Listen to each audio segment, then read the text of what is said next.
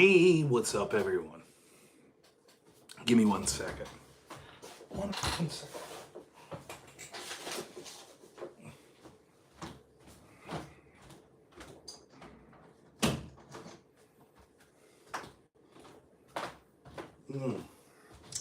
It's always very professional start to the stream there. Oh, what a day. So I didn't get much sleep last night. Work had me up till the wee hours of the morning. And then I was supposed to be off work at 2 o'clock today. I'm off the clock, but because of an emergency, I have to remain here. So I'm not going to be streaming this evening because of that, because it's already hard enough when I don't see my family for more than half the week. And then I get home and I say, oh, I got to go stream. But it's even harder when I'm supposed to be home at a certain time. And now I'm here indefinitely. So I figured I'd do a little short daytime stream in lieu of the evening stream tonight. At least that's the plan. Everything about me sucks, huh? That's the plan. So here we are. We're doing a little daytime stream. We'll talk about whatever people want to talk about. I thought we'd talk about stories you're seeing about Kamala,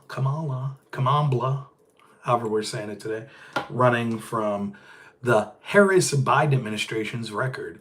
It'll be interesting to talk about that. Also, I wanted to talk a little about this clip that you saw with Stephen Colbert interviewing one of the reporters from CNN, and the audience cracking up as he said, "You guys are very objective over there. You just tell the straight news." And the audience laughing because even the Colbert left-wing audience knows what a joke it is that the left-wing media, like CNN, the legacy media, is just reporting the news. They know what it's a joke. So we'll talk a little about that. But I'm also interested in hearing you all's thoughts. Obviously, this wasn't a stream that I had planned. So we'll just take audience input, questions you may have for me regarding politics, anything else, suggestions you have for me, things you think I'm stupid about. Just a stream of talking about how awesome and handsome I am. Whatever you guys are in for. So we'll give people a chance to matriculate in. I don't know how many people will watch this because I normally don't stream during the day. But hey, I'm putting the time in, pounding the pavement, putting the hours in. That's what's important. Try to give people content, hopefully that they find enjoyable. I think it's always important to at least put a good foot forward. So when will she do a press conference? She'll hold it off as long as possible. The advantage is that at this point, when you have almost every cultural institution on your side that controls our narrative, the best thing you could do is be an empty suit. That's what Joe Biden was. The problem is he became a liability. They could only keep they were hoping Joe Biden would still be the nominee today if he didn't have that debate. The debate was the emperor has no clothes moment. They could no longer lie about it. And so now they'll just lie about Kamala Harris. She's an empty suit in a different way. She just, tell me what to think. That's Kamala Harris. Whatever. I don't give a shit. Just tell me what I'm supposed to say. You want me to change my mind tomorrow? Fine, I'll change my mind. I don't give a shit. So because of that, why would she sit down with a press conference? Why would she? All it could do is harm her. She needs to be as controlled as possible, reading off a teleprompter what the people behind the scenes are telling her to say. That's it. She's not a person who has ideological beliefs or policy ideas. None of that. And we talked about this the last 2 nights. What are her policies? Today, there's stories coming out that she's running from Joe Biden's record. Now, anyone who's remotely paying attention could see that Joe Biden's not there. He's not the president. Other people are running the show. Kamala Harris is the vice president, should be one of them. She claims she's in the room with him all the time. So she covered up his mental decline. Now, we've been told over and over, the same people that are telling us Joe Biden didn't have mental decline in the mainstream media Democratic Party, the same ones that are telling us Kamala Harris is a brat and she's awesome and J.D. Vance is weird. They're not journalists. They're not politicians that give a shit about the people. They're just propagandists pushing for the establishment institutions that benefit themselves and their allies. That's it. That's all they are. Those same people, the exact people that told you those lies, told you for 4 years Joe Biden's one of the greatest presidents ever. The economy's kick-ass. His foreign policy is beyond reproach. The border is secure. Everything's great. One of the most successful presidents ever. And yet, when you talk to the average person on the street, they don't see it. All we hear is about how fantastic the economy is, and yet people are struggling. I've been talking about this for years. I said it's a really bad lie for them to tell, because you could lie to people about things like foreign policy. You could lie to them about even things like the border to an extent. But you can't lie to people about things that are affecting them every day. If you can't afford groceries, it doesn't matter if you're a lifelong Democrat, you're struggling. And so when Biden's team's out there saying, greatest economy ever, those people are like, well, what are the chances that someone's going to help me out then? If the people I vote for in the Democratic Party are telling me it must be your fault because the economy's great.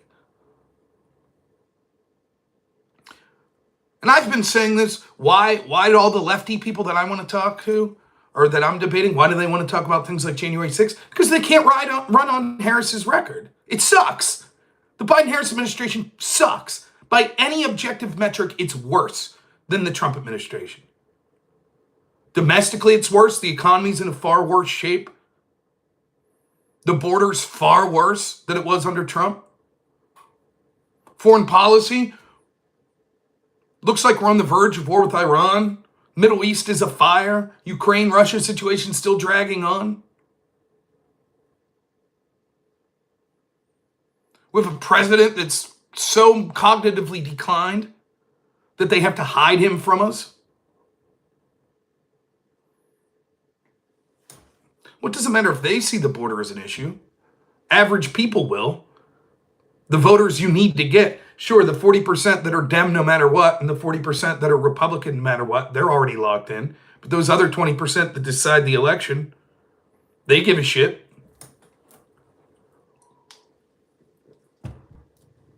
All we've heard is how great the Biden administration's been.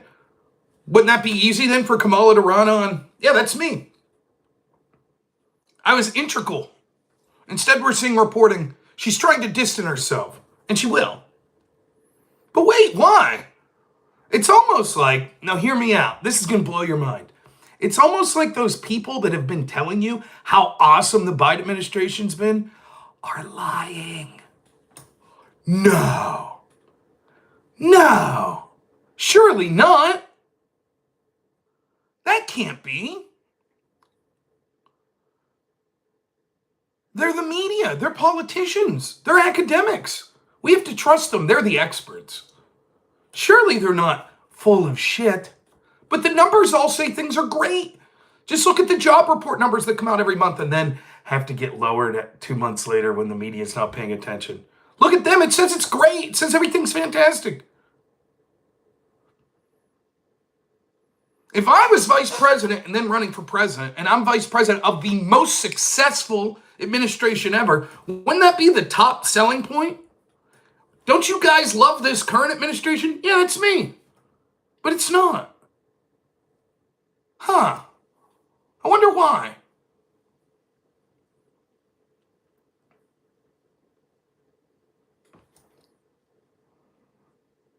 Now, I was going to save this for later in the show, but yeah, I will. I'm hoping Joe Biden's tuning in. The reason I did an earlier show today is hopefully it's before he's having another sundowning episode, before his bedtime. So I thought I'd do an early show and then maybe get a chance if Biden tunes in. I know he's probably a big fan of my show. So I got some advice for Joe Biden coming up here.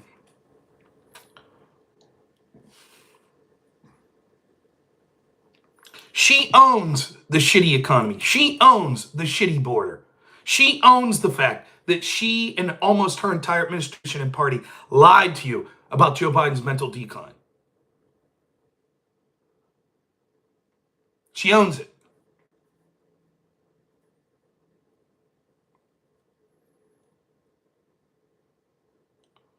Media called her a border czar. Joe Biden said she was one of the smartest people on that. She spoke with his authority on issues related to the border. Great, run on it, right? No. It turns out she was doing nothing. What was Kamala Harris doing for 4 years as vice president? I mean, it'd be nice if we had a media that asked her if she was giving, like, press conferences. Wouldn't that be nice? What have you been doing? Because if she says, oh, I was instrumental on the border, and then you're like, oh, okay, well, people don't like that. They think you did poorly. She'll say, never mind, I wasn't instrumental on the border. Never mind.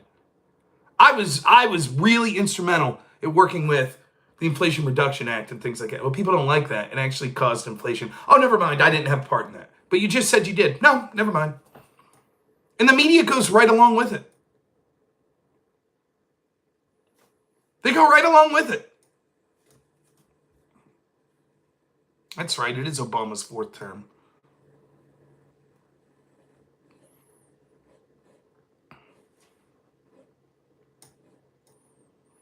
The group that screams to you about democracy is admitting that the current Biden administration is ran by people that aren't Joe Biden, and apparently that aren't Kamala Harris. So no one you voted for. That's who's running the show. Who's the chief of staff right now?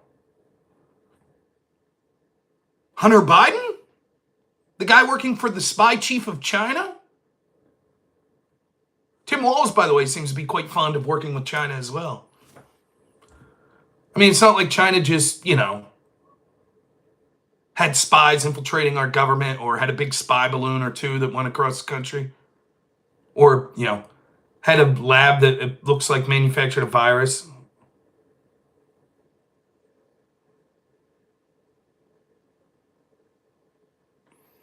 That's what VPs do. Nothing. VPs do nothing. That's what they say. I love these people. I love the Democrats that are willing to have it both ways. Kamala's fantastic. She was a border czar. She's one of the smartest people on the border. Oh, what's that? People don't like it. Actually, we all know she didn't do anything. We all know that. So, okay. So now Kamala Harris doesn't do anything. She goes to parties and whatever. Okay, that's what we get from the one person in the chat. Great. What's her policies? Can someone tell me what her policies are? Does she have them listed on her website? No. Has she done a press conference? No. Okay. So then she's running on the policies she had in 2020? No. When we bring those policies up, her team just keeps saying, no, we don't do that.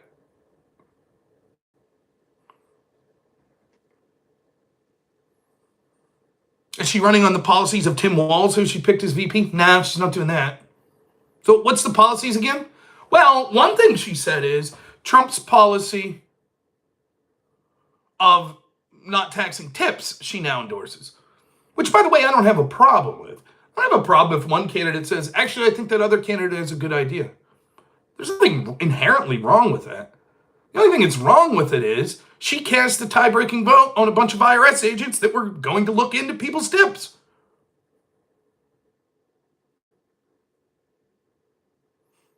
Trump has all sorts of policies that are listed on his website. Trump had 4 years of what we could see as policies of deregulations, his policies when it came to vis-a-vis China, his policies when it came to the border.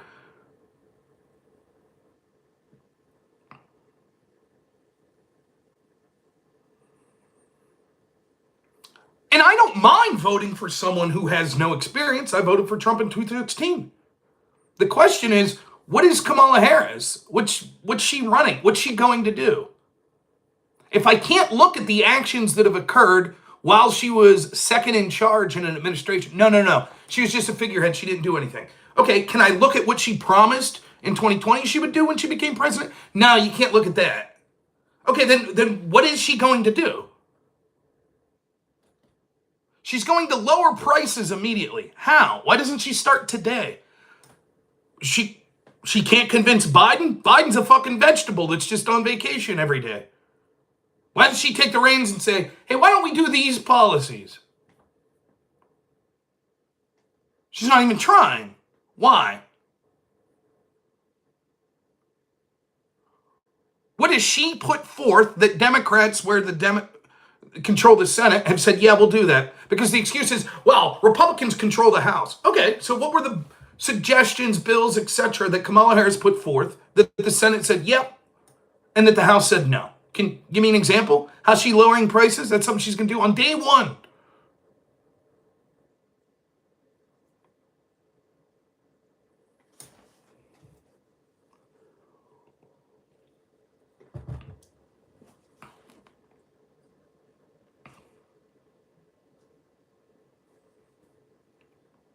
What was her great when she was tasked with getting to the root causes of the border? How'd that work out? What'd she do? What was her suggestions in her fact-finding mission? What did she find?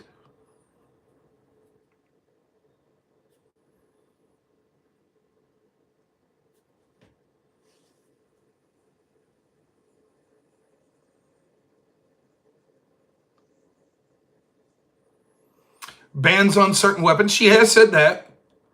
But she's ran from saying things like you said she signed things in 2010. Didn't she also say she wanted a mandatory buyback of guns? But no, she doesn't believe that. So I'm supposed to believe something she said in 2010?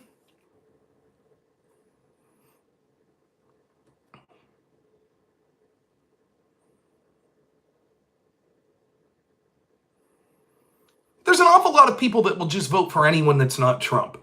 But here's the thing. Those people will be able to be convinced. Whoever comes next, there's only two possibilities. And Trump will lose. He will. There's only two possibilities then what happens next. There's another person that's seen as an outsider like Trump that will be treated even worse than Trump. And people will say, if you thought Trump was Hitler, this guy's Hitler on steroids. And that'll be Ron DeSantis or Vivek Ramaswamy or J.D. Vance. It doesn't matter. Or you'll get a Nikki Haley, Marco Rubio establishment Republican that they'll say, okay, they're good. You'll get puppet on the left or puppet on the right. That they could deal with. But other than that, and it's the same, by the way, on the left. If a real, RFK person, God forbid the Democrat Party would pretend for, once in my adult life to give a shit what their voters thought about, and they would have a primary that some outsider would win, they'd fuck him over or her.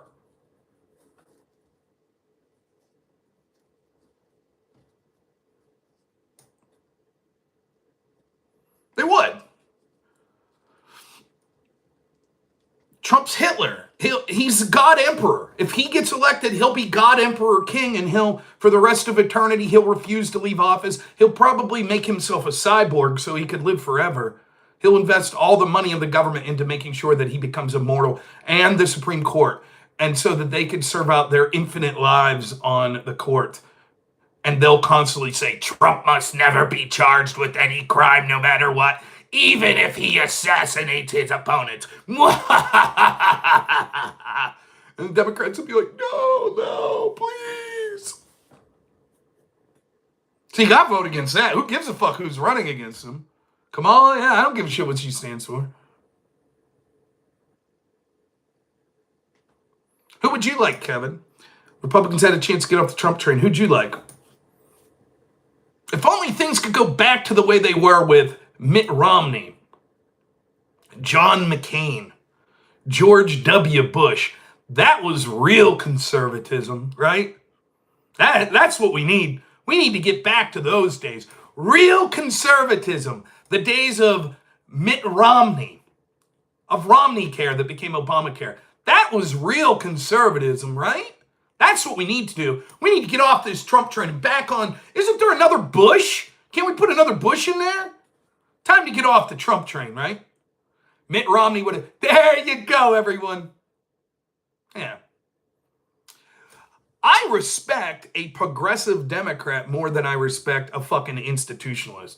So yeah, you can go back to Mitt Romney, and then I'll say fuck off. I'm not voting for Mitt Romney, and I hope millions of other people say fuck Mitt Romney, and people like him. We ain't gonna vote for him. You could have fucking Mitt Romney versus Kamala Harris all day. I don't give a fuck. They're both the same shitheads. Don't care. And then Republicans go back to being happy. That'd be great. We want Republicans that believe in conservative values like never doing anything to push a pro-life agenda. That's real conservatism. Or how about this? Continuing to massively spend, though that's something Trump did as well. That'd be great if we had Republicans that did that.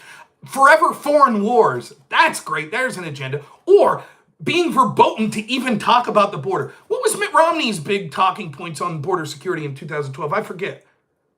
How about John McCain's? How about George Bush's? What was their speaking about it? It was weird. I don't remember it.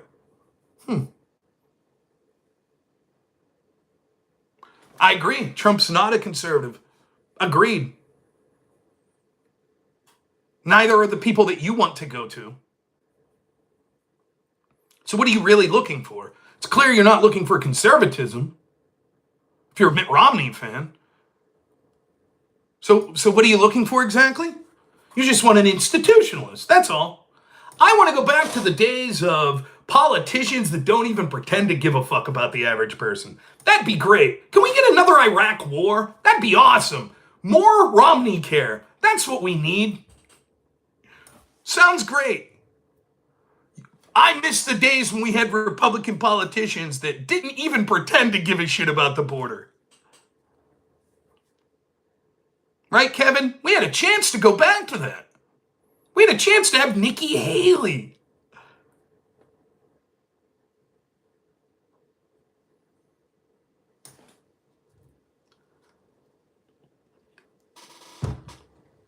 Wouldn't that have been great?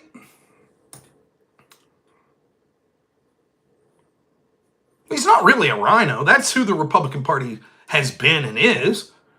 That's why they're desperately trying to sabotage Trump. And make no mistake, people like Kevin, that's who Kevin will cheer for. Kevin, you like Adam Kissinger? You think he'd be a good candidate? How about Liz Cheney? That'd be great Republicans, right? That's who we need. That's real conservatism.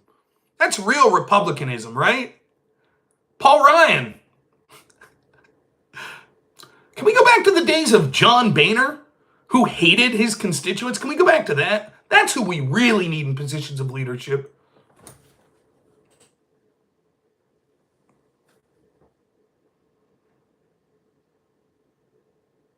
They had principle. Yeah, Liz Cheney and Adam Kissinger, they have principles.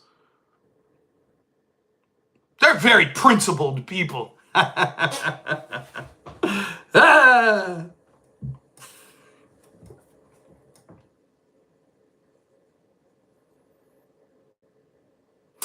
Doghouse Talk Show says, my worry is the gatekeeping by the MAGA movements. Let me see here. Trump the polls, it's also pushing more people to moderate. It seems like the Republican Party right now is not interested in... Yeah, I don't disagree with that. I think Trump and people surrounding him sort of have been stupid. They should be reaching out to people as opposed to fighting with them. However, let's talk about Doghouse Talk Show for a minute. Didn't I see you comment on a Drone Tech X post earlier today or yesterday? Is that true? Are you the same person that goes by that name on X? I saw you comment on Drone Tech's post. Is that true? Doghouse Talk Show did a fantastic job. Fantastic job of doing some great research. Might have been yesterday, yeah. He did great. What happened was Drone Tech, listen what this slimy prick Drone Tech did. He put a post on X that was 2 articles from, I believe, ABC. Is this ringing a bell, Doghouse? And Doghouse called Drone Tech out for this. And what the 2 articles were, it was showing the tax on tips plan. And when Trump suggested tax on tips, ABC put out an article was like, Trump suggests removing tax on tips. Yeah, Doghouse remember, yeah. Trump suggests removing tax on tips. And that'd be bad. That'd cost a bunch of money. It would be bad. So they put a bad spin on it. And then when ABC put up an article about Kamala Harris, it was all glowy. Oh, Kamala Harris suggests removing tax on tips. And Drone Tech, one of the things he specializes in is pointing out sort of the double standards of our media. But thank goodness a real conservative like Doghouse Politics was there. He's very concerned about the MAGA movement sort of gatekeeping and all that. And that's a real concern, right? But thank goodness we have a real person like him to go after that slippery fuck Drone Tech. He did a lot of research in this. And you know what he found? Actually, how dare Drone Tech make that post? It was 2 different authors at ABC. 2 different authors. Says a real conservative Doghouse talk show. Hey, come on, be reasonable. It's not fair to call out ABC's double standard on this issue because it's two different authors. He had the receipts, man. He linked them for you so you could see. Man, that's the fucking hard-hitting research the conservative movement means. Thank you, Doghouse.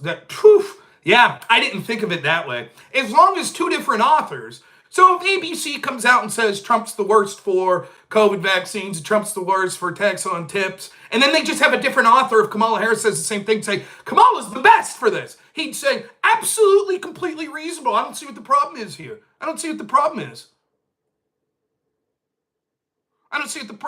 Hey, Doghouse Talk Show. Fantastic research, my friend. Awesome job. Awesome. That's great, man. Wow, way to hit those hard. But yeah, I'm glad. I love people like that they're concerned about the MAGA movement. Probably not that concerned about, I don't know, the weaponization of the FBI going after Trump and all of his supporters. The mass censorship that went after Trump and the people connected to him and even his supporters. Not that concerned about that, probably. Not that concerned. As long as it's two different authors, right? The real hard-hitting news from the real conservatives that are worried about the populist movement within. You must have also saw where I stated that CBS is left, so to act stupid. Did I? Wasn't that article ABC? Is your point that I should have read every one of your tweets? I don't think I follow you. I followed Drone Tech and saw your post. Then I clicked on your name, was like, oh, he's probably some lefty. And your name said that you were like some conservative. You're the Connor conservative. You're the good guy conservative, right? You go on the left-wing panels and they say, he's a good one. He's a good left-winger. He's good. He's a good one. He's against populism. He's against MAGA. He likes Adam Kissinger-type Republicans, and those are good ones. That's real conservative. That's good. That's, my guess is who you, the straw man's, well, I don't know. I'm just guessing, I'll admit. We've been on the same panels. Well, shit, you must have been memorable. Yeah, I didn't remember that at all. Maybe true. I would assume you aren't lying. That would be something that would be dumb to lie about. Okay, great, dude. You left quite the memory. I just remember your name because it is a unique name. So when I saw that tweet the other day, I just rolled my eyes like, what the fuck's this guy on about? Two different authors, so it's okay to have one headline that's like, this policy is shitty. And then when Kamala Harris does it, be like, hey, interesting policy.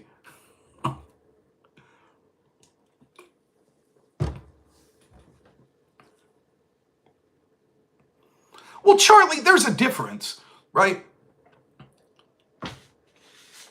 Destiny's capable of formulating an argument. So even though, I don't know why well, I do know. He gets pissed to get blown out or get fucking whatever. But you have to understand, when I was on these panels, like, I tell this story all the time. The last panel I was on in 2020 was a Dylan Burns panel. And it was, well, the last one before the 2020 election, I guess. I don't know if I did a panel after that in 2020. Anyways, the topic was, who you voting for, Biden or Trump? 4 Republicans and 4 Democrats. And the Democrats were like, Biden, Biden, Biden, Biden. Then the Republicans were like, Biden, Biden. I'm not voting. And then me, I'm like, Trump? That's the panel. And then all of the left-wing audience that's watching that shit is like, wow, that, you know, some of those Republicans are decent people. Not like Rob, though. He's fucking shit. Let's see what Doghouse says. That's because I've usually been pretty level-headed in calling balls and strikes. So when a conservative takes some wild takes that tends to overshadow any reasonable take that I may have had. It was a pretty wild take of Drone Tech there to point out ABC's double standard. Thank God you did the research on it. Whew. Man, that's hard hitting. I wonder how long it took you to do that research. Did you ever see the movie Swordfish? Like Hugh Jackman's like, his typing scenes are all like this. He's like hacking. That's what I imagine Doghouse Politics would. Get to the bottom of this. Looking for date enhance, date of article. Looking, enhance, zoom in. Okay, we have that author. Now, let's slide that over here. Maybe it's more like Minority Report, right, where you're grabbing, you got your setup. your VR. Take this article over here. Further in here. Let's go. Enhance. Doing my research here. Enhance. A different author? Let's bring those 2 different authors? Holy shit. Mom, call everyone. I've just made a startling discovery. Drone Tech Politics said ABC's headlines were biased because one, when it was Trump's policy, was very critical in the headline, and the other seemed to be more glowing when it was Kamala Harris. I just found out the shocking truth. 2 different authors. Also, I'm concerned about MAGA gatekeeping. It's not a double standard if it's 2 completely different authors. Oh, and by the way, I'm a good one. I voted for Trump in 2016 and Trump in 2020. Who are you voting for in 2024, Doghouse? Who are you voting for? Just curious. Enhance. Do my research. 2 different authors, therefore I don't consider it a double standard. I think I have a guess.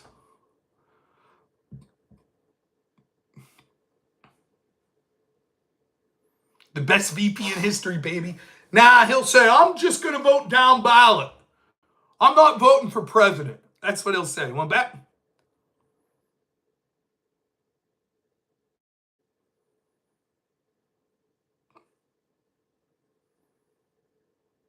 When I'm met with this kind of hostility, it's extremely difficult. Definitely not Kamala because of the assault weapons ban. Imagine being so weak-willed because a guy just having a little fun with you with 60 people watching him is picking on that he thought that your take on one X post you had was dog shit, that you're like, now I'm going to change my vote. Now I'm changing my vote. I was going to vote for Trump, but now it's difficult because Rob Noor made fun of me. Oh, I'm sorry. I didn't know I was dealing with an ideologue. I love that take. I see all kinds of... By the way, I supported Ron DeSantis. I supported Vivek. I wanted either of them more than Trump. I criticized Trump heavily. Unlike you, I'm guessing, I criticized Trump when it mattered all through his first term. Maybe you did as well. I don't know. But a lot of people didn't that were Republicans that are now never Trump or don't like Trump. They were silent when it mattered.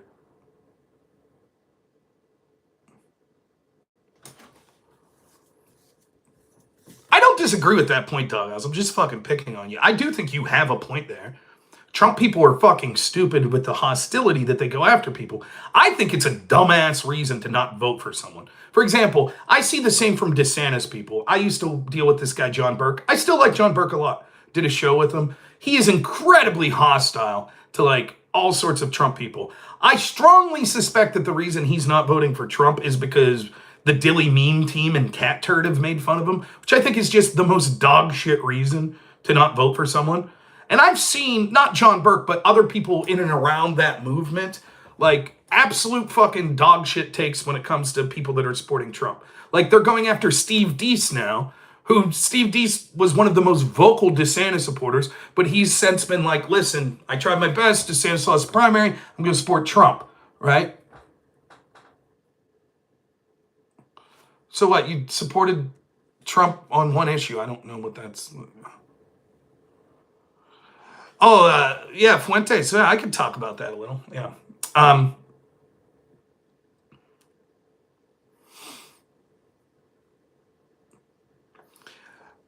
think some of these DeSantis people are dog shit. And yet, in a heartbeat, if Trump, God forbid, Trump have a medical emergency and drop out or whatever, I'd support DeSantis in a heartbeat. I wouldn't be like, well, I was considering it, but then some people on X made fun of me. Okay? What a dumb shit take. I think DeSantis would be much better for the country than his opponent, but I'm just not going to choose it because, you know, this guy named Tim something made fun of me on a space one time.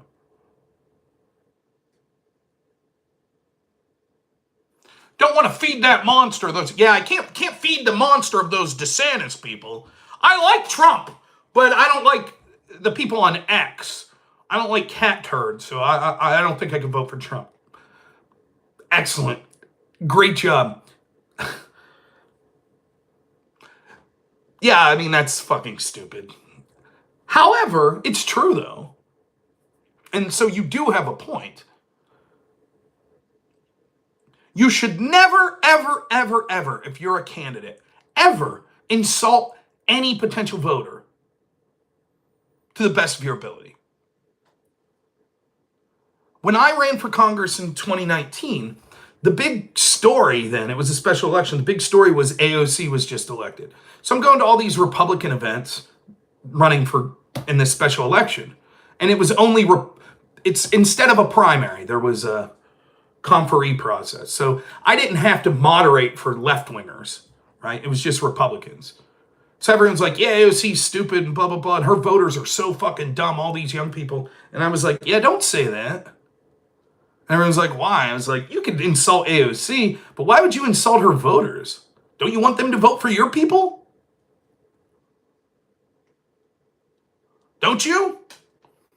Well, what would you say? I'd say, I totally understand why you voted for AOC. She seemed different. You probably voted for the same establishment Democrats your entire life. And what have they done for you or your community? Nothing. So why not try something new? Someone younger that seems to have a fresh take. Yeah, maybe she doesn't have an incredible IQ or anything, but she seems passionate. I just happen to think she's terrible, that her ideas are bad. But I totally understand why you would want to try to vote for someone like her. What's wrong with saying that? I didn't understand the Trump people all through the primary that were correctly pointing to polling and saying like, look, Trump's killing it. He's running away from it. No one's going to take this primary from him. Then why be so hostile to DeSantis people? You've basically won. You believe that you've won. So I'd be like, hey, it's okay. Your guy ran a good primary. Maybe he'll get the nod next time. I don't understand why they didn't do it. I was doing videos suggesting that. I'm not saying we don't have more in common. I'm having fun, dude. I don't dislike you or anything. I brought up one post you made an X that I thought was a stupid take. I've had many stupid takes. I'm not mad at you. I'm just having fun. I do think it's a stupid fucking take, and I think it's an even dumber take to say, I just don't like people like on X or people that have joked off me on YouTube. So I do like Trump, but I'm considering not voting for him because of that. Yeah, I don't know if I'm free tomorrow or not, but message me. We'll see. I don't have hard feelings for... I enjoy making fun of people, but it's in good spirit. I'm not picking on your fucking wife. I'm not picking on your looks. You know?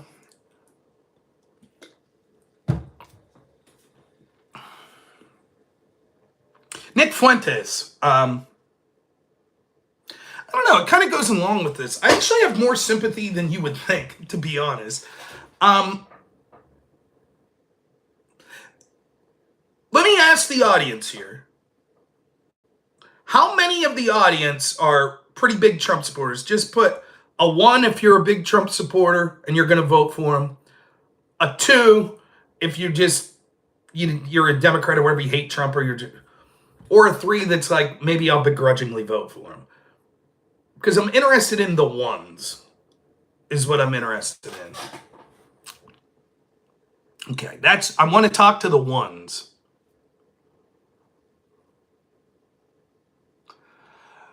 To the ones, would you have voted for Nikki Haley?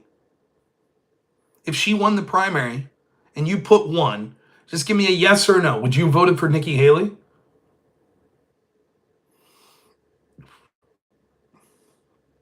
Would you have voted if it was Jeb Bush? Would you have voted for him?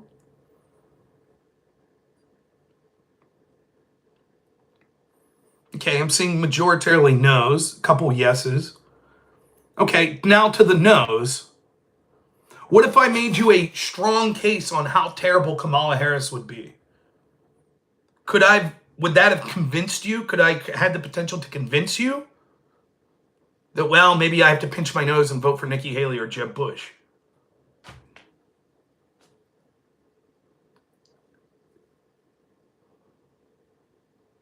Looks I'm getting mostly no's.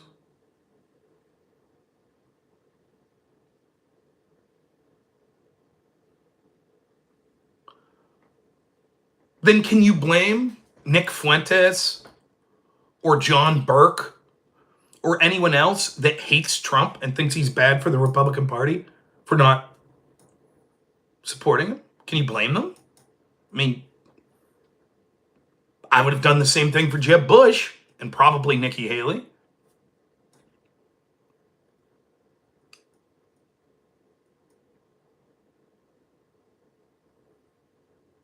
Right? Like, friend of the show, Jeb Tan. I give Jeb Tan all kinds of shit. I do. I think I've made the case why he should vote for Trump quite articulately. But if his argument is, listen, even if Trump wins, I think what'll happen will be he won't do anything meaningful or worthwhile for the policies that I want.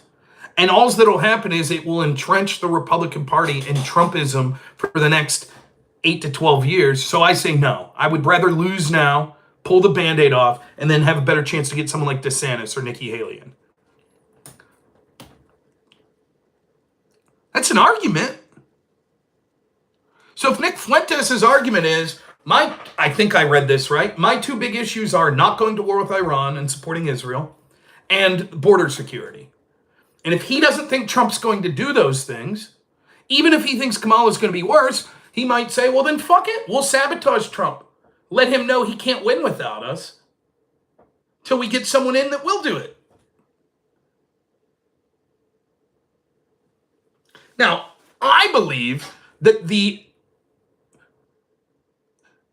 less than that being the goal, I think the goal is to convince Trump and the people running his campaign to actually go to the side that Nick Fuentes wants. That's what I believe. I believe they hope that this will force a reaction from Trump's team being like, look, we got to double down on border security. We got to double down on not getting entangled in foreign wars. Both policies I agree with, by the way, and I don't want to see war with Iran either. I don't think that I have as deep-seated of a hatred of Israel as Nick Fuentes. But in general, I'm against all of this funding of all these other countries for them to commit wars and all of this shit. So, I don't know. Should I be pissed? Now, having said that, I would try to make the case to Nick that I think what you're seeing is a rapid escalation. Not necessarily of policies, though that's true. See, there's a difference. There is, Kamala will move, she won't be in charge. It'll be the same people running the ship behind the scenes in the Obama administration. They're going to make the borders even worse. They're going to have mass illegal immigration. They'll try to give mass amnesty. They're going to try to change the courts. They're going to try to force even more censorship. Trump's team isn't going to stop that shit, but they're not going to move the ball that way. So Trump's team at least buys us some time, in my opinion, and maybe he'll do something.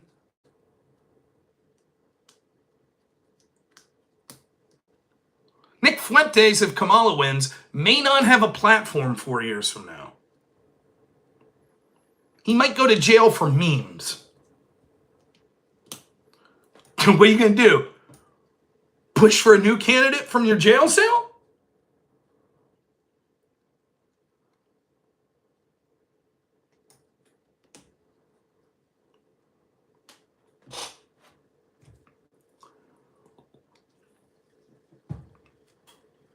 I would rather see a Nikki Haley presidency than a Kamala Harris presidency. The reason I wouldn't vote for Nikki Haley is because if we go back to an establishment Republican winning, then they'll entrench themselves for the next 12 years, and we won't have any chance of a real populist.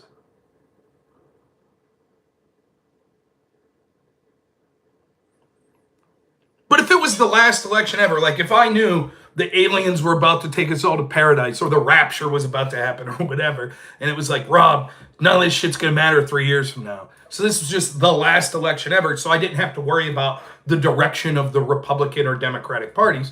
Yeah, I'd prefer Nikki Haley slightly over Kamala Harris.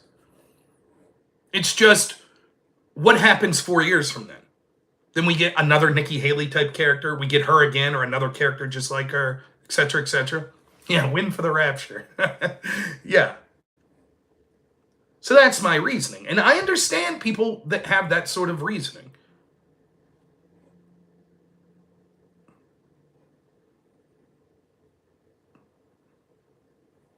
Look, let me also throw a bone to Doghouse Talk Show and other the fucking Kevin dude that likes Mitt Romney of all people. Oh my God. Adam Kissinger and Liz Cheney. There's an awful lot of shit to dislike about Trump.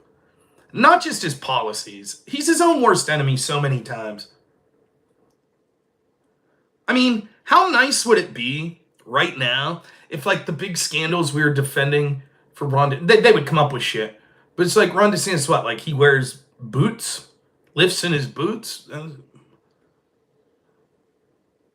Now, the truth is, they'll come up with shit for anyone.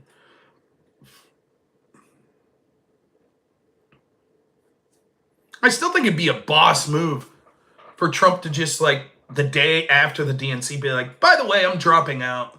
Here's Ron. It's going to be J.D. Vance and Ron DeSantis. I think that'd be a baller move. They'll tell you their positions right before the election. Kamala's old news. I would support it. I'd be like, fucking A. Actually, I wouldn't. Because it would subvert them. If they did something like that, I'd want them to have a rushed primary. Is what I would want them to do. Fuck. Yeah, I think Vivek would be better in DeSantis too. But you get the point that I'm making. All right, we've stalled long enough. Joe Biden, I know it's not your bedtime yet. I got a message for you, man. I got a message for you. You listen. Everybody else could tune out. This is between me and my boy, Joe Biden. Hey, Joe, trust me, dude. Big fan of yours, Biden. I'm willing to overlook all the weird kid sniffing and, the fact that you've basically been a corrupt bastard for 47 years in Washington. Other than that shit, I'm a big fan. Love what you did with Corn Pop. Fantastic, dude. They just don't make heroes like you anymore. Anyways, here's the deal, Biden. They're sabotaging you. Not only did they force you out against your will, now they're dropping stories in the media that Kamala Harris is going to run against your record. Now, I know that they're telling you behind closed door, you're going to go out a hero. Oh my God, you're going to be one of the most popular presidents ever. You're not. They're going to tarnish you. They're going to shit on you. And most of it's not your fault. You obviously have cognitive decline, but here's the thing. Many of the policies that ended up being shit, they weren't really your ideas, were they? You had the Afghanistan withdrawal, which was a disaster. But ask yourself this. Do you think those people that were talking to you, telling you not to do the Afghanistan withdrawal, you think just maybe they sabotaged that a little? Maybe? They wanted all this shit in the Inflation Reduction Act and all this other stuff. Now they're going to let you holding the bag. That's what's going to happen.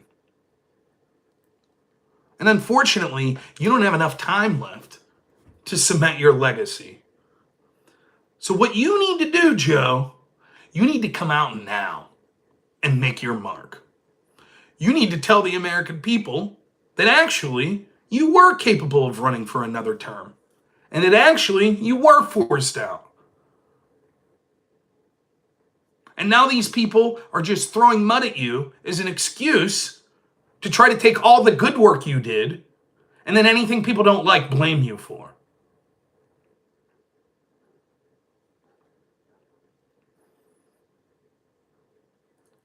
Joe, you're not special. This is what they do.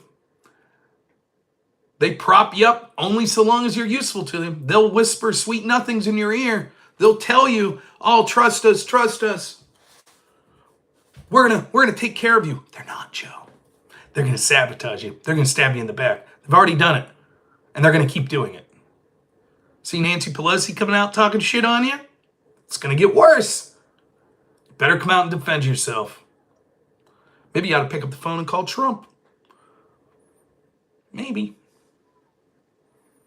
Okay, Joe, we'll let you get back to bed now. I'm sure you have some sweet dreams to make of, sniffing 8-year-old girls' hair or something like that. So have a good one, Joe. Hope I could help you there. And, of course, it's gross what they did to Biden. It's all horse shit. Really is. I don't like Joe Biden at all either, but yeah, he was forced out. It's even grosser what they're doing to the average Democratic voter. But what can you do?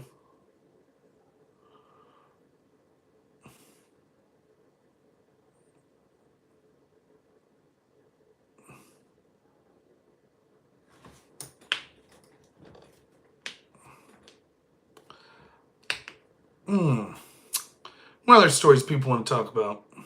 New to the channel, love my shit, thank you. I'm just making fun of people today. Biden's too old, Trump's too old too. We need Adam Kissinger. By the way, I love the criticisms of Trump, like, he's too frail and old. And then when he gives the RNC speech, this is going on way too long. This man has too much energy.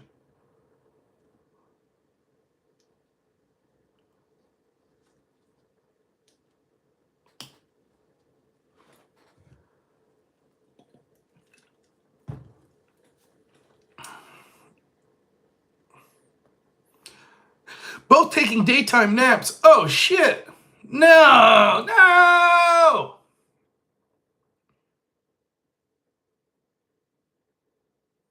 First time gainer. Thanks for the $5. Says, great work, man. Been watching since the debate with Destiny back in 2020. You deserve more of a following. Keep it up. I agree. I do deserve more of a. Thank you, though. I appreciate it. Thank you for the donation.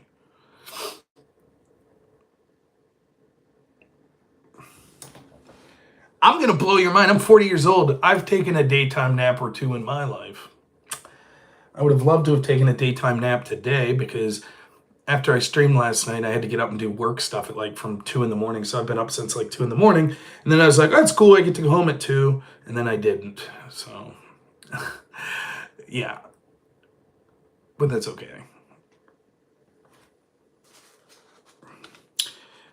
Any other topics that people would like me to cover? I did read some of this story, New York Times story, that Joe Biden or Hunter Biden was helping Burisma contact the State Department for deals that they had in Italy. Where are the FAR violations? Rob, what do I think about Trump not campaigning in key battleground states? I'm not liking him campaigning in North Carolina instead of Nevada or Pennsylvania. Yeah, I don't think his campaign's doing very well at all.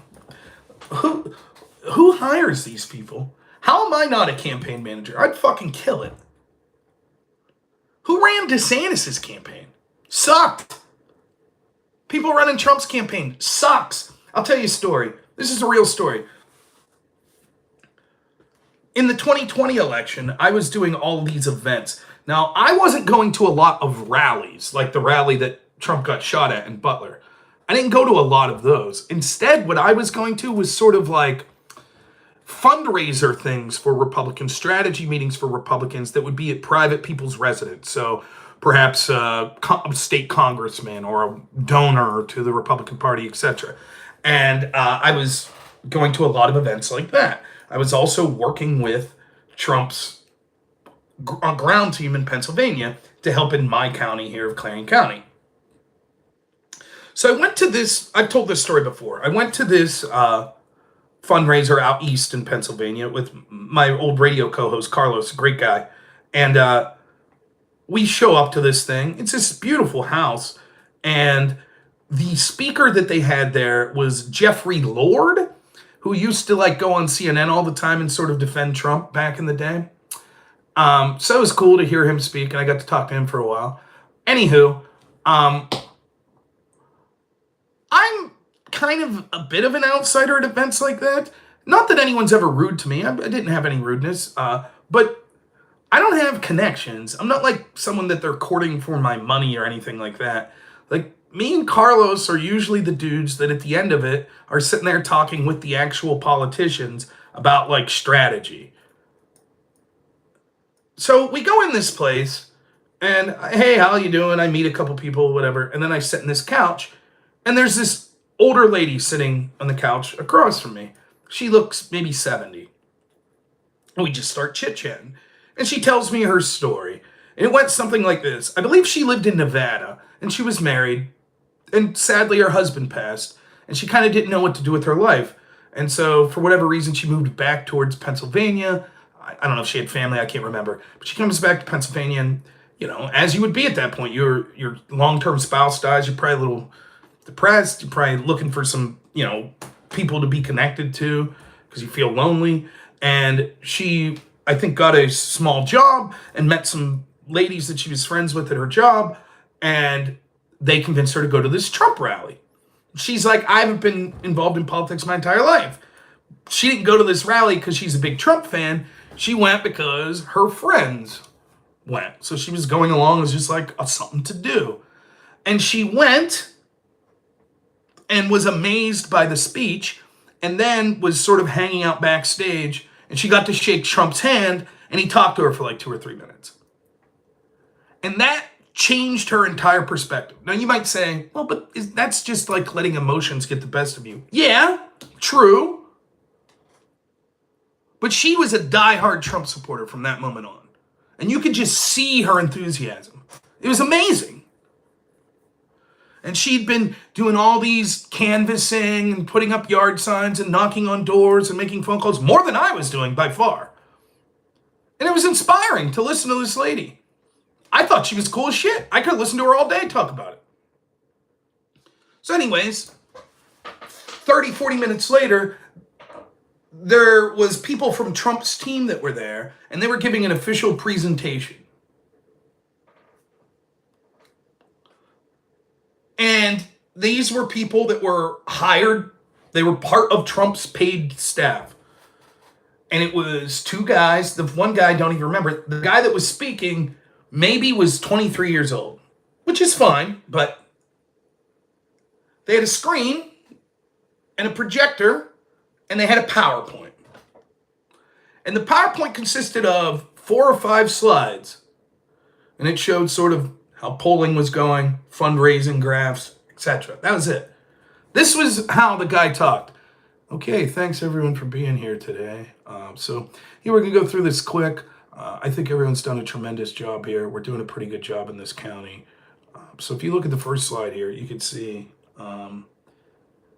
we've been doing pretty good with our numbers here. We're thinking that if we could continue that.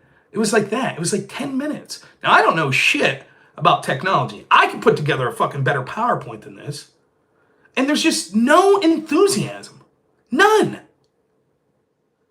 And it took everything I had to be like, hey man, sit down and let this lady speak. How about that? Why don't you leave her have a chance on the mic if you want to get people fired up to win? That's the caliber of people that are like running campaigns and shit. Look at Ronna McDaniel running the RNC for years. What the fuck? Could you find a less competent person? In fact, so bad that you have to wonder, and I do truly believe this, that it was self-sabotage. That the RNC wanted Republicans to lose so that they could hang it on Trump and say, can we get rid of this fucking guy?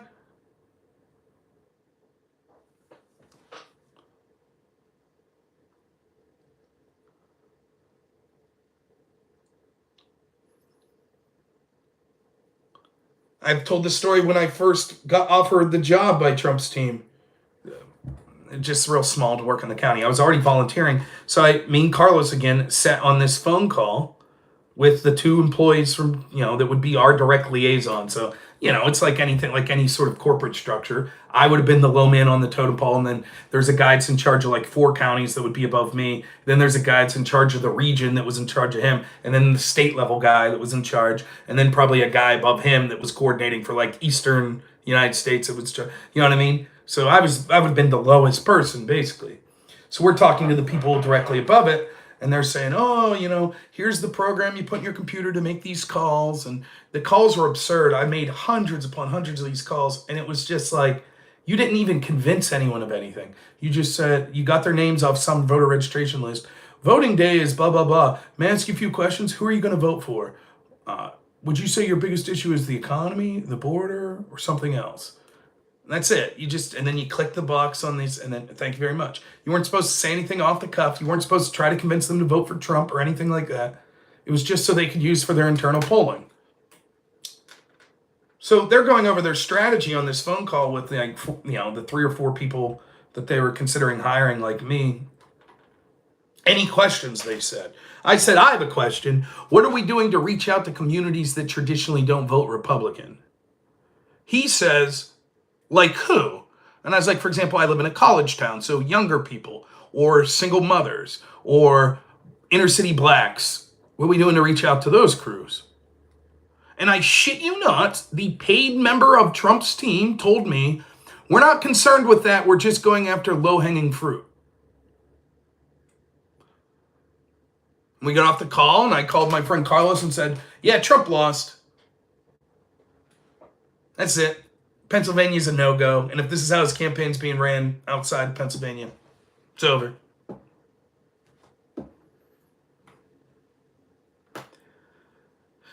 They fight tooth and nail. Someone who's actually moving the needle in a successful way, like Scott Presler, like they don't want anything to do with him.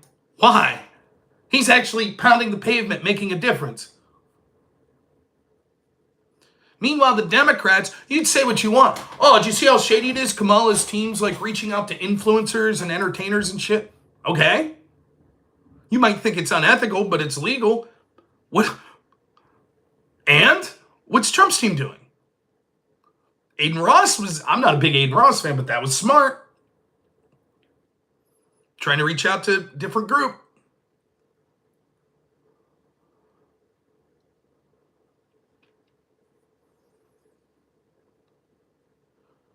I take over Trump's campaign day one. This is what I'm doing. I'm immediately making a phone call to Scott Presler, to Ron DeSantis, to Vivek. And I'm telling them, okay, Scott, you're officially in charge of our ground game in every swing state. DeSantis, you are our media liaison. You're going to go out every day that you're able to. I know you're still governor. And you're going to make the pitch. Trump, you're going to come out publicly and say something to this effect. Listen, I know I was hard on DeSantis. And I know I said some stuff in the heat of the moment that sort of wasn't maybe the smartest thing to say. I think Ron DeSantis is clearly the best governor in the country. I think that he has a tremendous ability to lead our party into the near future. Thanks, Chad Smith, for the $2. Says, always said the Dems play the game better. Yeah, totally true. Ron DeSantis is one of the future, not only one of the future leaders of the party, he's one of the ideological leaders today.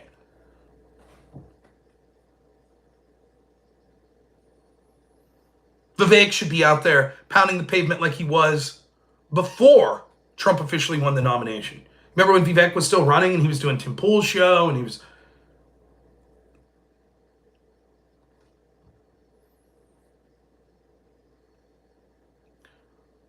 Trump should stay on message. I don't mind him extemporaneously riffing when he's doing rallies, but his message every day should be the record of Kamala Harris, the border, the economy. The fact that she covered up Joe Biden's mental decline. The fact that she tried to bail out the rioters that were burning down police precincts. The fact that Tim Walz isn't much better. That should be it. The issues every day. He should be reaching out with his message to other communities, but he also shouldn't forget that he needs to reach out to his base. Christians. While it is true that I think that it should be left up to the states, the issue of abortion. What president finally came through after Republican president after Republican president that was disciplined enough to actually have court members that were actually willing to do not just morally the right thing in ending Roe v. Wade, but legally the correct thing? Kamala Harris and company will seek to pack the courts. They will seek to enshrine abortions with no limitations into the law.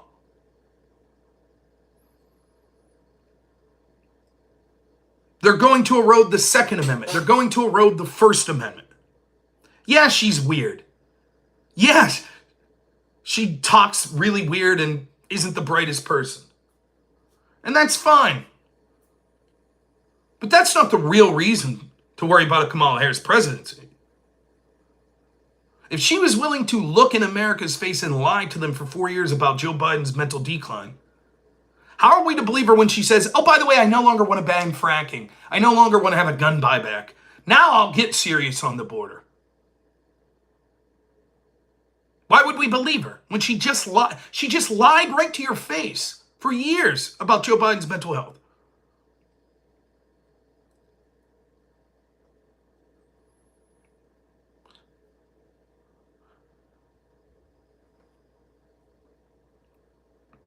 That's what his campaign should be doing. They should be focused on each individual state. They should have people on the ground in Pennsylvania every day talking about fracking in the fossil fuel industry and how Kamala Harris will destroy Pennsylvania by destroying the energy industry.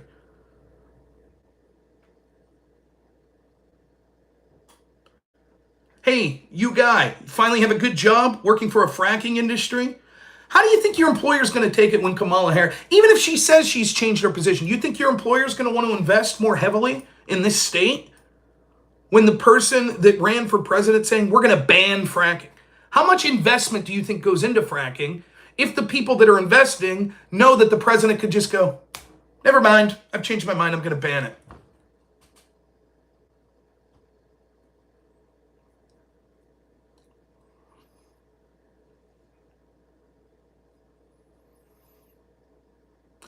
I'd have people that were like my big speakers for issues.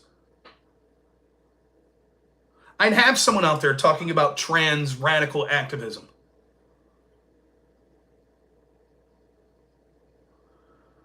We don't know, Doghouse. She ran on banning fracking in 2020, but now her campaign, not her, but her campaign put people out there saying she doesn't want to ban fracking anymore. Is that a policy position? If I run for office and say, I don't want to kill my opponents, is that a policy position? Saying you don't want to do something? I used to say it, but now I don't want to. There's my policy. What?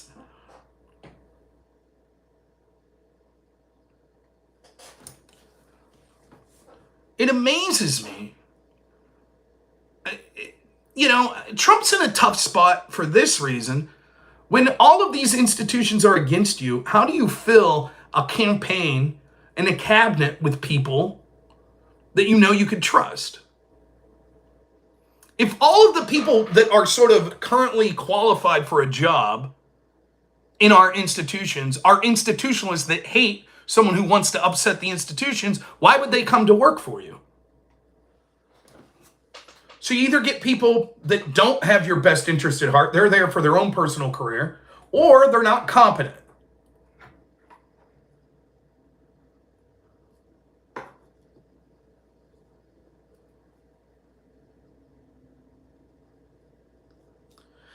There were things I didn't agree with in Project 2025, but there was an awful lot that I did.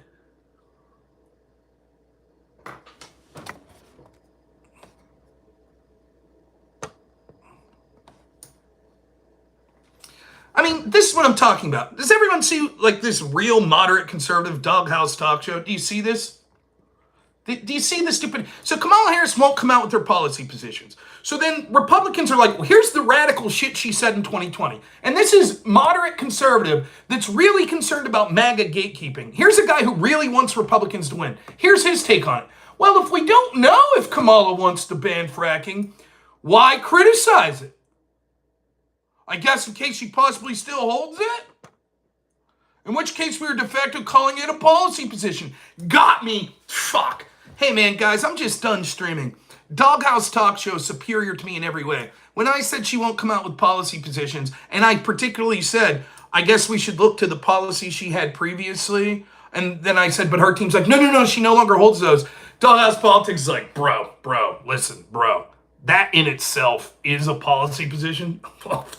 That is a policy position. Saying I no longer agree with my policy positions from 4 years ago is in itself a policy position. And we like totally shouldn't criticize it. Shouldn't criticize it, man. I'm like a moderate conservative. I'm a moderate conservative. Let's pull back on criticizing Kamala Harris. Let's pull back on that shit. I mean, that would be unfair. Until she announces exactly what her policies are, it's unfair to say, well, here's the radical shit she said in the past and why that'd be a bad idea. That'd be unfair, man. I'm a real Republican. I'm a real moderate Republican. I'm a real one. So let's pull back. Come on now, bro. That's not how to run a campaign. Instead, here's what Trump's team should be doing.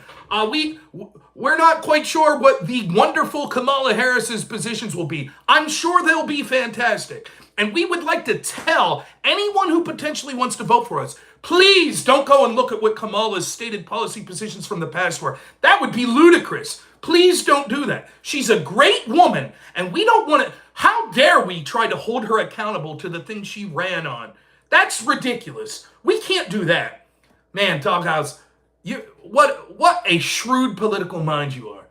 Absolutely fantastic. I mean, I couldn't come up with that. I hope that you say you stream. I hope you have tens of thousands of people that watch you with insights like that. Whew. Has Trump's team called you, man, to run a campaign? Sounds like you'd be fucking killing it, right? Okay, here's my plan, guys. Don't criticize Kamala Harris until but you can't say what her past policies were. You can't say that. You can't say that. So, let's, I don't know what we'll run on. She's not really talking about many policies, so I guess we'll go with she has a weird laugh. I guess that'll be our criticism.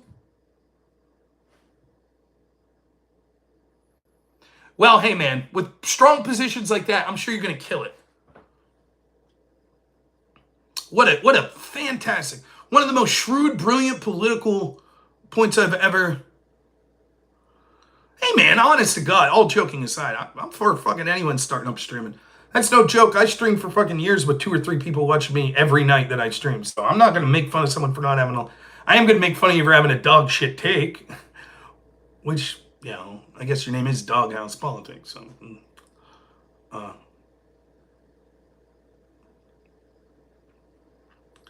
that's one of the dumbest things I've ever heard. What a shit take, man. Yeah, it's fair when someone runs for president not 4 years ago and says, I want to ban fracking. And then runs this time and says, I'm not going to do any press conferences or really articulate what my policy positions are. But anytime I hear that there's enough grumbling about my past radical positions, I'll have my team put out a press release that says, actually, I'm not for that now. And for you to say, well, that's good enough for me, then we shouldn't criticize that. It's so fucking dumb.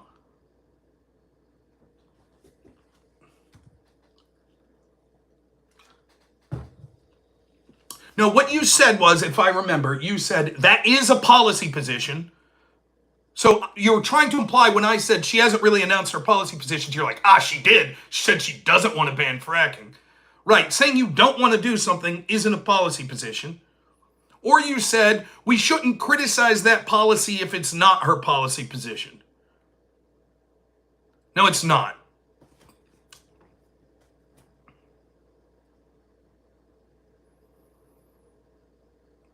That's not a policy position. I don't want to ban fracking is not a policy position.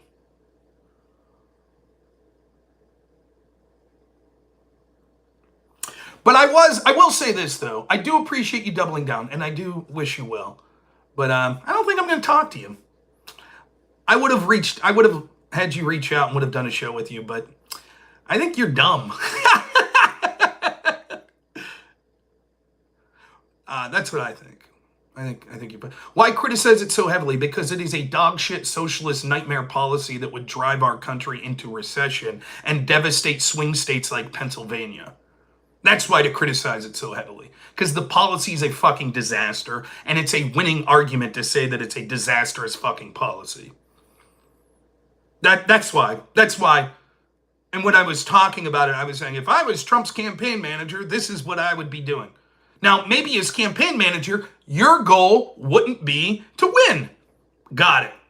Understood. Fully get it. Awesome.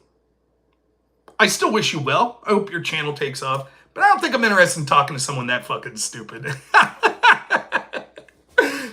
Thanks for reaching out, though. Appreciate it.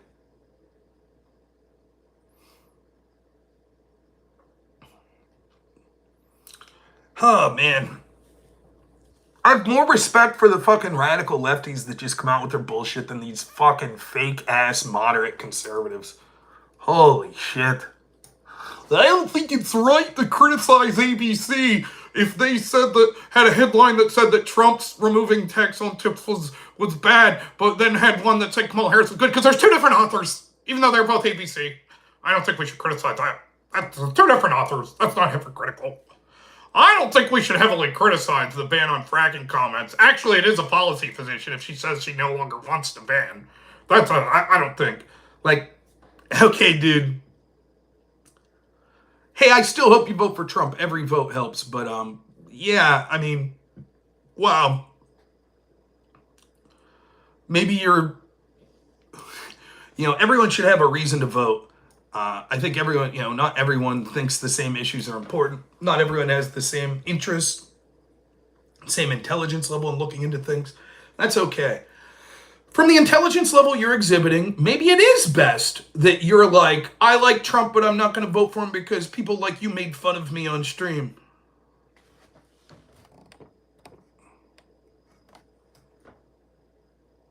What was your literal... I'll tell you what. So here's what we'll do. We'll run back this experiment. This is one of my first ones. One of my big pet peeves is when people say something and then it leads to some sort of dialogue between me and them, and then they say, I never said that. And so we'll play this game. I believe what you said was, maybe you used the word, why criticize it so heavily? You said it is a policy position. You said something to this effect. You said, well, if she says that she's not going to ban fracking, either that's a policy position or it's not, and we shouldn't be criticizing it so heavily. That's what you said. Now you're saying, I used the word heavily. I used the word heavily so you can criticize it, just not so heavily. Is that what your defense is now? Is that what your defense is? Is that what you're saying? Can you define to me for how much can we criticize it before it's too heavily? Go ahead. Can you explain to us what that would be? I'm in Pennsylvania. It would be a political losing argument for someone to say to ban fracking. It would devastate this state. I personally know many people that would lose their livelihood if we ban fracking. Please tell me what's the acceptable level that I'm allowed to criticize that policy. Because apparently there's a level. When I said that's stupid, of course we should be criticizing. You're like, oh, I didn't say not to criticize it. I said not to criticize it heavily. Okay, so I would love you to go ahead in the chat here now to articulate to us, as a moderate Republican who's concerned about conservative gatekeeping or MAGA gatekeeping in the Republican movement, please tell me and any other Republican listening, when you criticize that we were criticizing too heavily Kamala Harris' statements to ban fracking, please explain to me. No, you didn't say we couldn't criticize them. You implied we couldn't because you said we shouldn't criticize them so heavily. Okay. Go ahead, Doghouse Talk Show. Go ahead. Guys, get a load of this Rob guy. I said that he shouldn't criticize the ban on fracking heavily. And he then said, I said we shouldn't criticize ban on fracking.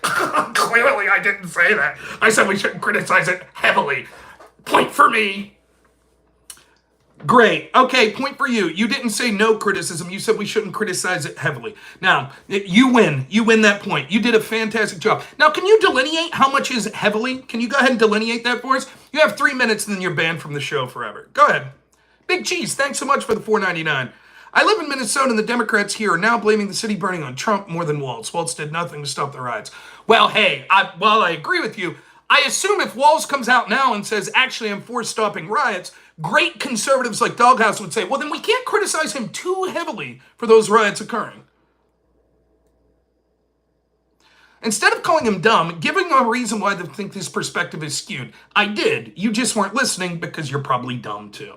The reason that it's skewed is, one, because banning fracking is a terrible idea that would be bad for this country. Second, when talking its perspective of what you should do as a campaign, it's important to talk about the radical policy positions of your opponent, especially in swing states where it would be devastating. 3, the fact that she won't announce what her policies are, won't do even press conferences, hasn't done any sort of extemporaneous speaking to anyone, is hiding behind the press just saying what he wants, shows that we need to desperately look somewhere for what her policies may be. So the best place to look would be the policies that she advocated for when she was running for president before, and the policies that she advocated for and was there for during the Biden-Harris administration.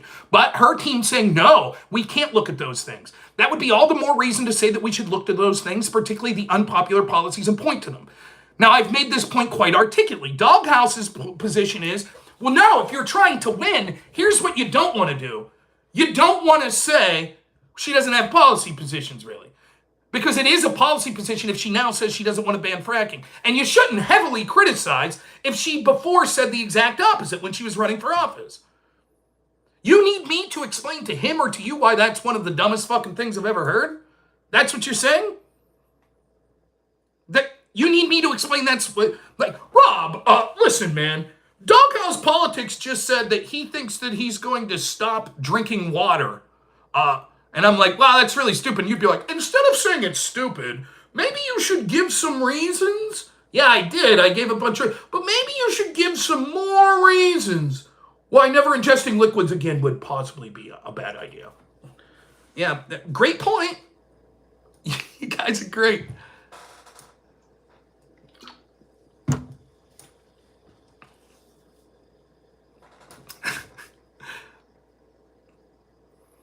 I'm still waiting for Doghouse to explain to me how much is too heavily.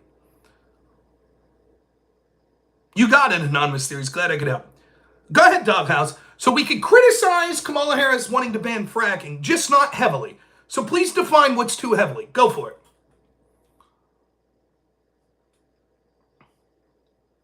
Now, I don't mind chiding back and forth. That's fine. But if you're going to make it a point to say, actually, I didn't say you couldn't criticize it. I said you couldn't criticize heavily. Okay, man. You wanted the discussion. Now we're having the discussion. So tell me, what is it? And if not, you're wasting my time and we're just going to fucking make sure that we don't hear from you on the show anymore. I don't like having my time wasted. So go ahead. Let's hear it.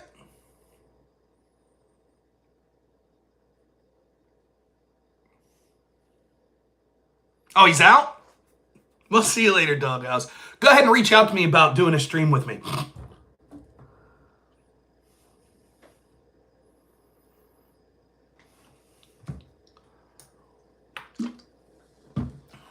Now he's going to go vote for Kamala. Yeah, that's fine.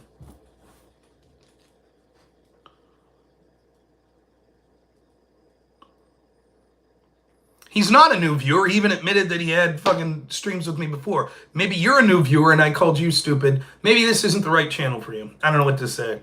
I'm not running for office. If I was running for office, I wouldn't call you stupid. I'm not running for office, so I'll call you fucking dumb. Yeah, you were dumb. It was a dumbass comment on your part. Vita for $5 says, what do you think are the chances that RFK drops out and endorses Trump? And if so, does it change the calculus on who wins the election? I think there's a chance that he might do that. I'd say there's a better chance that he drops out and doesn't officially endorse anyone. He'd probably pay lip service. I think the best chance is he stays with it. If he does drop out, he probably doesn't endorse. If he does endorse, it's probably Trump over Kamala. I don't think it'll move the needle that much in the election. Maybe like 1 or 2 percentage points. So I would put that from Trump having a 5% chance to win to having like a 6 or a 7% chance to win. Would be my guess. The level of corruption that will come up against Trump will be, the magnitude will be like we've never seen. It will dwarf 2020. There was literally an assassination attempt a month ago that no one talks about anymore because Democrats decided one of the ways to get out of that was to completely forget about their primary process, install Kamala Harris, call her a brat, or astroturf that is the main story, call J.D. Vance weird, and boom, there you go. That's one little tool that they used. Wait until you see what they have in store. So no, I don't think it would move the needle for RFK at all.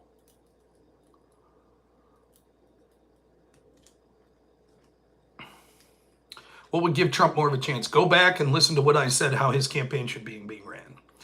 Reaching out to people like Ron DeSantis, Vivek, Scott Presler, etc.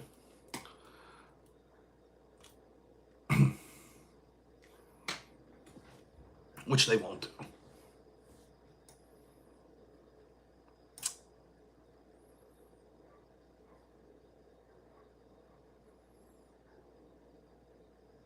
Yeah, I hope I'm wrong too. I was wrong in 2016. One of the rare misses when I said I didn't think Trump had a chance to win in 2016.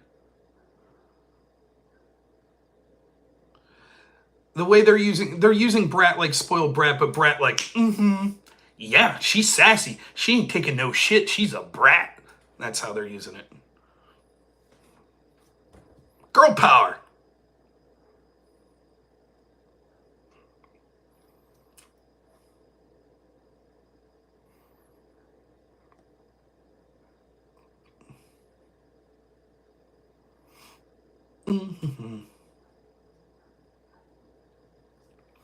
But I admit, sometimes I might get a little too aggressive towards some of these stupid moderates, but yeah, it's the old parable.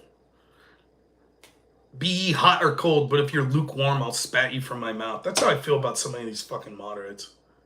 Like, I don't have a problem if you're just like, I'm not gonna vote for Trump, I don't like Trump. That's fine. I think it's a dumb idea, but okay. Fuck, I gave the rationale for why I understand people like Jeb Tan or Nick Fuentes saying that. Okay? But I don't understand when it comes to campaign strategy why you would focus on the terrible shit policies that Kamala Harris has pushed for in the past. I don't understand why you would do that. It seems, why would you criticize that heavily? Oh, it makes no sense to me. and then a new viewer comes in and goes, Rob, can you explain why that wouldn't make sense? I know you spent 10 minutes doing it, but can you re-explain instead of just saying that's stupid? One of the things when you debated in college, like if you did an activity that other people are capable of kind of doing, people will challenge you on it. So like I had a friend that did jujitsu, and every time I'd go out drinking with him, there'd be some asshole be like, come on, let's wrestle, let's do it. You know? And the guy'd be like, I don't want to do that. No, don't want to do that. It was like that with debate. You go somewhere, people are like, oh, I hear you debate, let's have a debate. I'd be like, yeah, I'm good. I don't want to have a debate.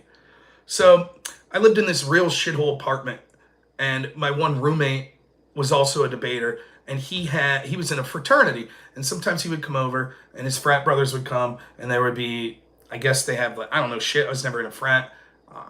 They had like a sister sorority or something. So each frat had a sorority that was kind of their, like, you know, partners or whatever. The frat guys, there's these stereotypes about frat guys, this and that. They were always very nice. Never had a problem with them. Like, they'd be a little rambunctious, they'd get a little drunk, but when they would come over, it would just be like, hey, Rob, how's it going? And they knew I wasn't their frat brother, so they had, like, no authority over me.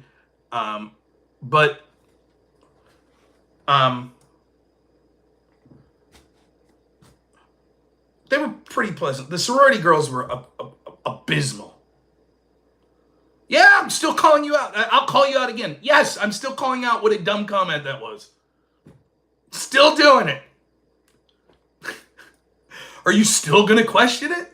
Anyways, sorority girls were terrible. I think this is sexist of me probably, but you know, I don't give a shit. I'll say it. I think a lot of it was they had this. In fact, they straight up told me this at one point. They just kind of were like, well, people are going to try to hook up with us, so I guess human decency doesn't matter at that point. So they'd do shit like they would just come and they would just like again, I'm not in this frat or this sorority, so if they're having a little party or whatever, I'm just peripherally there. So I'd be like watching a movie or something while they're in the other room doing shit, or I'm playing Xbox. And like sorority girls would just come and like shut it off. We don't want to hear this. That's background noise. I'd be like, fuck you. I pay rent. Kiss my ass. I'll do what I want. Frat guys were never doing that, but the sorority girls did. Or they would get into your freezer and like start taking your food out and shit. And I'd be like, what are you doing? You know? Because as roommates, we had to basically, if one of us bought something, we would share with everyone else. But it's different when people you don't know are coming in and they're not even asking and they're just taking your shit. It was ridiculous.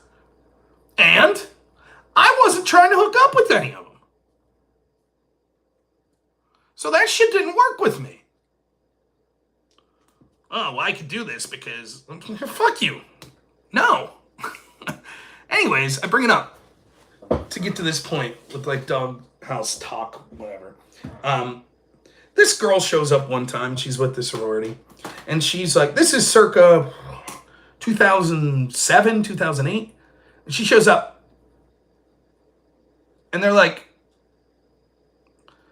oh, you're a debater, you want to debate, blah, blah, blah, blah, blah, blah. And I'm like, I don't want to debate. Oh, because you know I'm smarter than you. That's why. Because you don't want to debate. I'm like, no, it's not that. It's just, it always ends up poorly. I don't want to debate. I don't give a shit. Oh, you're a coward, walking away, blah, blah, blah. I'm like, all right, what do you want to debate about? Are you a Republican or a Democrat? I said, I support Ron Paul. So I guess he's a Republican. So I guess I'm like, it's terrible, blah, blah, blah. I said, okay, so you're a Democrat? Yeah. Why? Because the Iraq War. That was still big. That was a big talking point still, even in 2007. I said, well, Democrats, most of them voted for the Iraq War. She says, what? I said, most of the Democrats initially voted for the Iraq War. And she's like, but Bush was president. He's a Republican. I said, well, right. But like the members of Congress, most of the Democrats there supported the Iraq War initially. And she says to me, but they're all Republicans. And I said, no, not just the Republicans, the Democrats. And she says to me, but those are all people Bush put there. And I was like, no, I'm talking about Congress. Like your congressman that you vote for. And she says, no, we don't vote for them. The president puts them there. And I said, so you're telling me that our senators, like I think at the time one of our senators was Rick Santorum. I was like, you're telling me Rick Santorum, we didn't vote for him. He was installed by George Bush. And she says, yes. And I said, okay, get the fuck out of my house right now. And everyone's like, what? I was like, get her out now. Out of the fucking house. Immediately. And everyone's like, oh, don't take it so seriously. I said, get her the fuck out now. Because if you're going to call me out to the point where I keep telling you, I don't want to debate, and you're going to say, oh, because I'm so much smarter than you. And then you don't know the first fucking thing about the topic you want to talk about. Get the fuck out. Get out. I would never be that rude to someone who wasn't being an asshole about it. It was just like, oh, you do politics, I don't know much about it.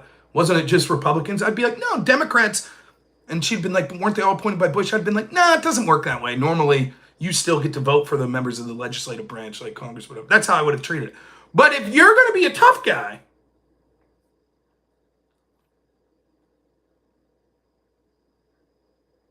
oh, yeah, that's totally true, Joey. My friends would get so pissed that we're trying to hook up with these chicks. I just didn't give a fuck. In fact, true story, one of the first times I met my wife was at a party where she came with a friend of mine. So her best friend was sort of dating a friend of mine. Yeah, see, Anonymous. And I didn't know her. I said hi to her or whatever. And then it was a similar situation where these two girls sit down. At this point, I was older. I was in a different apartment now. So I'm probably like 26, 27. I'm the only person paying rent in this apartment. Now there's two other people that live there. Actually, one of them's older than me. So my one roommate was like fucking 35 or something. And then the other one was like a year younger than me. But what would happen would be, you know, you'd have your fucking douchebag friend that's like 3 years younger than me. And then he brings a girl that's 2 years younger than him. So now all of a sudden, you're a fucking 28-year-old dude like me, and you're having this party, and there's like 21-year-old girls there.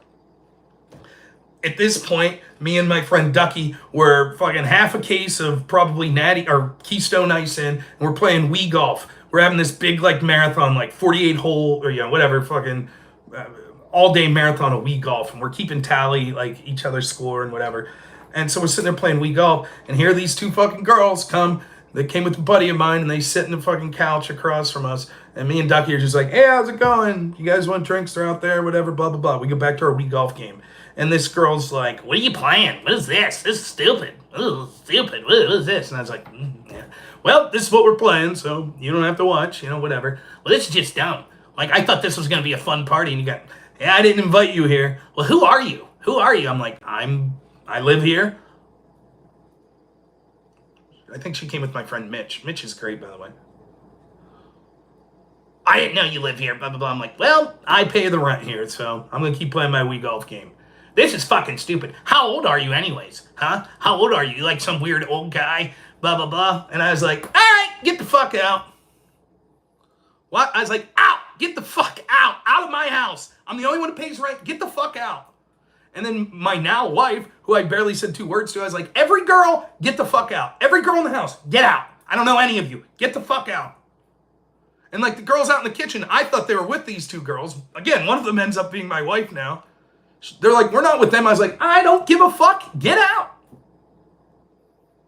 And I did. I kicked him out. So before I even really knew my wife, I at one point kicked her out of my house. True story.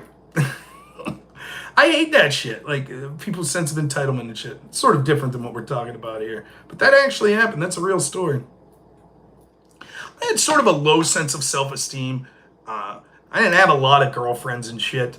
And I was never one that was really looking to, like, just hook up with a person. I was of the mindset that I always knew that I wanted a serious girlfriend and eventually to get married, but I figured it would happen when the time was right. So I wasn't particularly, like, really flirtatious with people or anything like that. That's just the way I was. And so, you know, I had friends that got around and hooked up with a bunch of chicks, and I had friends that were girls that, you know, they liked having, you know, many boyfriends or, you know, whatever, one night stands or whatever. It just wasn't for me. I didn't give a shit. I wasn't like hating people that did it. I didn't really give a shit, but it wasn't for me. That's how I was. So I never was impressed with the whole like, oh, but that's a cute girl. You can't say that. I don't give a fuck. I just don't care. So anyways, I'm going to start heading out here. I got to see what's going on with my work situation. I think I'm going to have to clock back in. But no, thanks everyone for being here. Anonymous guy, sorry if you felt bad that I called you stupid, because I thought it was a stupid point to say that it was stupid for me to call that other guy stupid. Doghouse Talk Show, I hope your channel takes off. I think your point was fucking stupid. I don't know what to say. It was stupid. I'm not really interested in talking to you on stream because you seem pretty stupid. But good luck on your panel or whatever that you're doing. It is some repeal the 19th shit, yeah. Now I'm happily married, have a kid, I have the greatest wife in the world. Yeah, no hard feelings, Anonymous. So, we'll not be streaming later tonight. Tomorrow we'll give it an attempt, but I don't know.